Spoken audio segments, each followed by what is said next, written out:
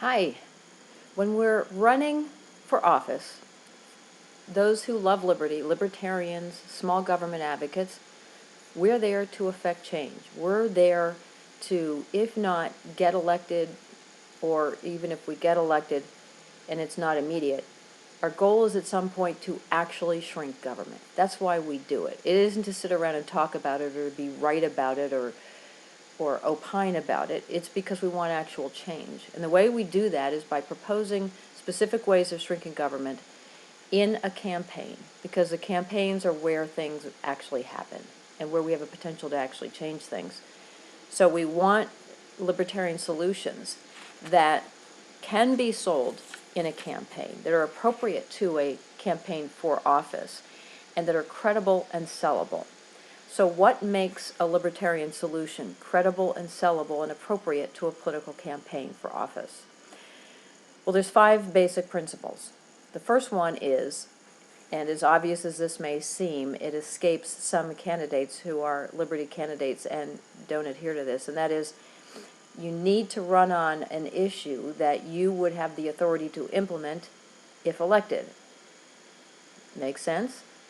But we often see governor candidates running on ending a war. Well, you know, if you're a governor, you might be able to bring home the National Guard troops for your state, but you don't have the authority to end a war. You want to be running on issues that you can actually implement based on the specific authorities of the office that you seek. So make sure you're running on something that you can do, that you can promise voters to do if actually elected. Now, the next principle is you want to propose something that substantially shrinks government. We don't want to be just fighting against more government. There's plenty of people doing that, and we should, of course, be against more government, always, and always voting against more government. But to focus on that is to be on the defensive. We need to be on the offensive by proposing not just, I'm against my opponent's latest new tax, but I want to get rid of that tax altogether. I'm not against escalating the war on drugs. I'm for ending the war on drugs. I'm not against the latest CISPA bill or whatever bill is trying to give the NSA more power to mass surveil the American people. No, I want to shut down the NSA. We want to go on the offensive, shrinking government, and not just a little, but substantially. And the reason it needs to be substantial is that if you aren't substantially reducing government, first of all, it's growing in so many ways, in so many areas, that the best you can do is partially offset the increase in growth. And what does that leave us with? More big government. We want less government.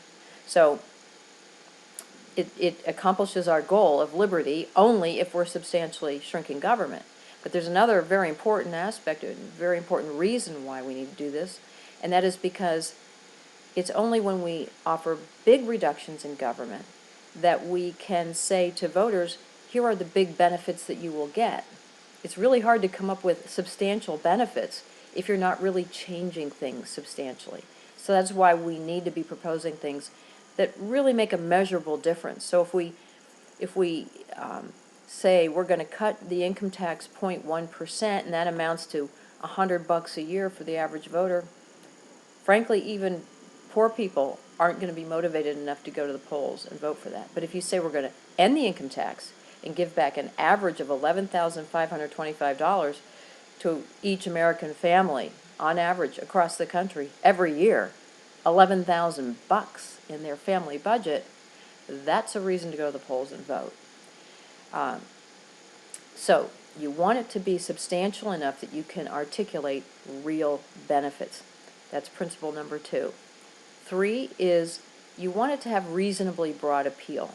Now this is, there's a lot of judgment. It's a subjective call as to how broad it should be. It doesn't mean it has to be a majority. Obviously, we're not here to please everybody. We're not here to please the people who want more government. They're going to vote against us no matter what. But we want to appeal to certainly all the people who are hardcore libertarians, lean libertarian, and a substantial number of the people who are sort of in the middle and open and not sure, but are open to libertarian. They're not set against libertarian ideas. And there's a lot that we can propose that has a great deal of very broad appeal, especially today where everybody is really, the majority of Americans are lining up with the Libertarian Party in terms of what they want.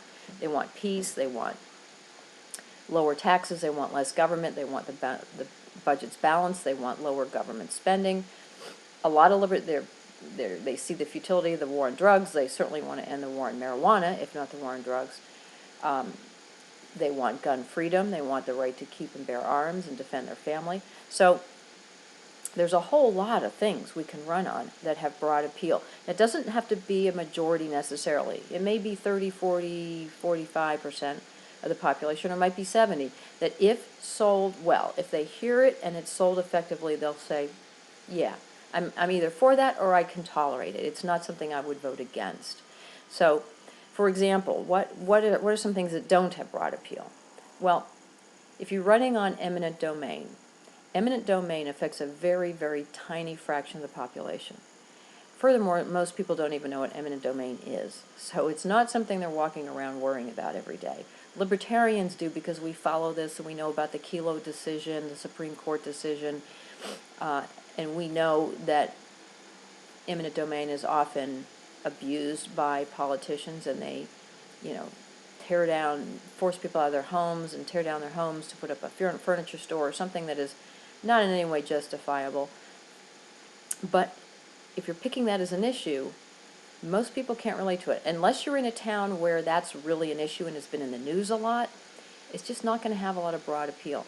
Another one is abolishing the Federal Reserve. Now, if you expand that to no more debt, no more deficit spending, no more printing money and devaluing the dollar, now you're speaking about it in terms that have broad appeal. But if you simply say, I'm going to abolish the Federal Reserve, that doesn't work with the general population because, again, most of them don't know what the Federal Reserve is. They don't know what it does. They don't relate it to anything important in their lives. And the amount of time it takes for you to explain to them why it would relate to voters' lives, you've lost them. You just don't have the time to explain it. So now it's great if you're just talking, if all you're going for is the Ron Paul vote, that's a great issue, because all the Ron Paul followers are very much against the Federal Reserve. They understand it, they're with you, they're passionate about it.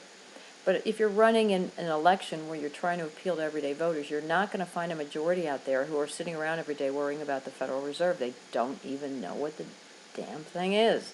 So you need to expand what you're offering people to be of appeal to a substantial minority, if not a majority.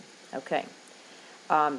Fourth principle is simple. It's got to be simple enough that you can explain it in the very short amount of time that you have as a candidate on the campaign trail to explain your case. Generally, you want it to be able to sum it up in one sentence or two sentences at the very most. And you should think in terms of, could a reasonably intelligent 12-year-old understand this? If not, it's too complicated for the campaign trail.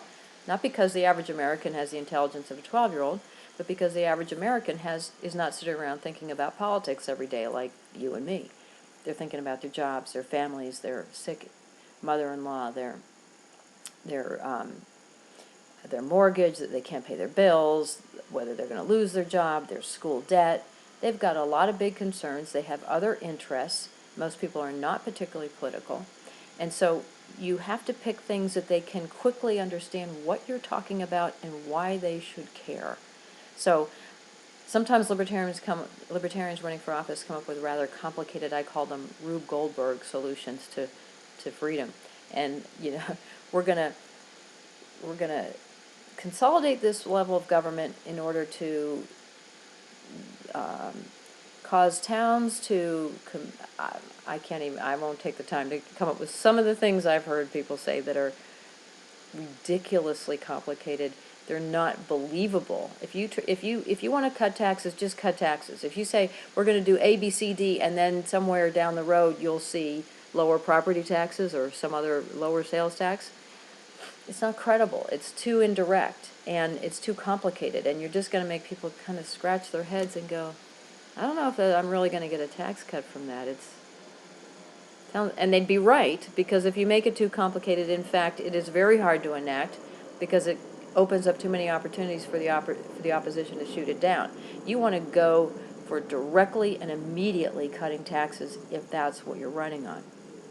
So avoid the simple stuff. Pick stuff. Now that does cut off a whole lot of things we'd like to do, but it still leaves thousands of things we can run on it, federal, state, and local level, that substantially shrink government and that have all these criteria. So to summarize the criteria, it needs to pertain to the office that you're running for, federal, state, or local. And the particular office has particular authorities. If you're running for Attorney General in your state, you need to know what powers does the Attorney General have, and come up with solutions that you can actually implement if elected. Pertains to office, substantially shrinks government so that you can demonstrate that it has benefits to the average voter, has broad appeal, is simple. Oh, and the fifth criteria. I started summarizing before I got to the fifth criteria. The fifth criteria is you have to be able to overcome the objections to your proposal credibly. Now, there's always going to be objections, no matter what the proposal is. And the opposition will dream up ridiculous stuff. And when you run for office on libertarian solutions enough, you start to get a feel for what they're likely to attack you on and how you can defend it. And this is something that really takes experience to understand fully.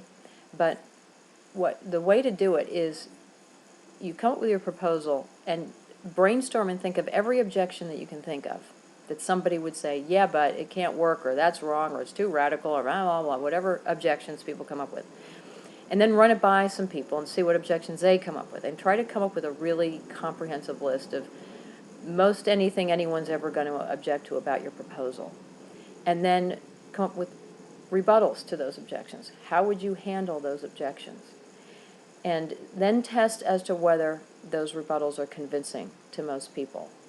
If you can't defend it, for example, if you were to say, let's privatize all public schools tomorrow, end them completely, immediately, privatize right now. Now, one of the first objections you would hear to that is parents screaming, what the hell am I going to do with my kids? My husband and I work. We can't afford private school. Are you crazy? We can't just abolish public schools. And that would be hard to overcome. Not that you can't, not that a libertarian wouldn't understand the objections, but in the time you have to overcome that objection, as a candidate on the campaign trail, unless you've got many, many millions of dollars to make your case in advertising, it's pretty hard to defend that. It's pretty hard to make that claim. So you need to think about, and again, this is a limiting factor. This does suggest that certain proposals today, with today's level of understanding, are not going to fly very well. So you want to pick a different solution that you can defend. Ending the income tax is very defensible. Ending the war on drugs is very defensible. Repealing anti-gun laws, especially gun-free school zone laws that results in kids getting killed, that's pretty easy to defend, even though people are going to, yell and scream an objection, but they're the people who aren't going to vote for you anyway. You can come up with defensible arguments that everyday people can kind of buy, if not agree with. Bringing the troops home, closing foreign military bases, closing half of our domestic bases. We've got 3,000 or 4,000 bases in the United States. We don't need them all. We don't need a military that's as big as it is. Cutting the military 60% still leaves us with a military spending that's more than China and Russia combined. Very credible. Ending mass surveillance. Who wouldn't want that? Most people want that. Don't even need to defend it. Cutting government spending. People are afraid. They see that government's too big. They think it's too high. The deficit spending scares the living daylights out of a lot of people, especially older people who realize how crazy it is. Younger people are getting conditioned to thinking that $1 trillion in deficit spending by the federal government is normal. It's not normal. It's very bad, and it's very dangerous. And people who've been around a long time, especially the few who are still alive that remember the Depression, they're scared of the fiscal policies and the spending policies of the federal government. And so the idea of cutting spending is generally very easy to sell. Our opponents will yell and scream and objection. That's okay. We can make our case, and we can make it effectively in a fairly short amount of time. So the fifth principle is whatever objections may exist to your proposal, you are prepared and able to defend them. So again, the 5 principles of an effective libertarian solution. One is that it pertains to the office that you're running for. It's within the authority. The actions that you would take to implement it are within the authority of that office. Substantially shrinks government, broad appeal, simple and easy to explain in the short time you have on the campaign trail, and you're able to overcome objections. Those are the 5 criteria that should guide you in deciding what is an effective libertarian solution and what is not. I hope that's helpful to you, and I hope you take this to heart, because it's extremely important in getting these solutions right. If you have a good, solid solution, you will be in great shape. That is the foundation of a successful and effective libertarian campaign. Signing off.